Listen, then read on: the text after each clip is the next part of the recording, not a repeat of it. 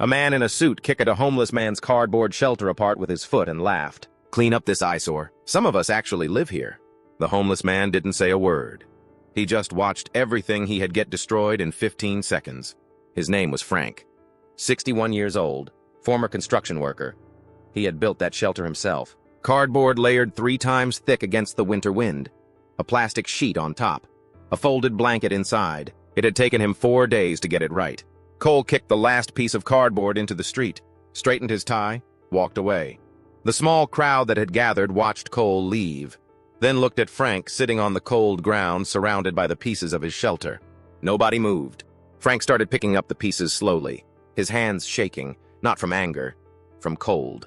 A construction worker eating lunch on the steps across the street stood up.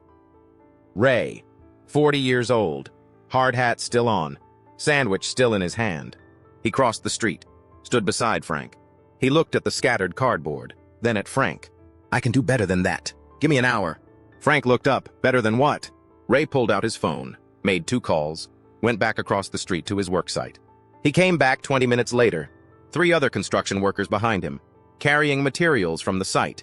Proper weatherproof boards, heavy-duty plastic sheeting, zip ties, a tarp. They built Frank a shelter in 45 minutes.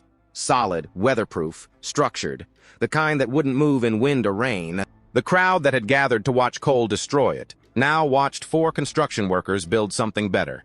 When they finished, Ray looked at Frank. Nobody should have what they built taken from them. Nobody. Frank stood up, looked at what they had built, ran his hand along the side of it. His eyes were wet, but his voice was steady. "I built things my whole life. Nobody ever built something for me." Ray put his hand on Frank's shoulder. "Today someone did." Cole was identified from 3 videos posted online that afternoon. His company received hundreds of calls by evening. He resigned his position 2 days later. Frank's new shelter stood through the rest of winter. Some people tear things down to feel powerful. They never consider who is watching, or what gets built in their place. Type amen if justice like this still exists. Subscribe for more. First to comment gets pinned.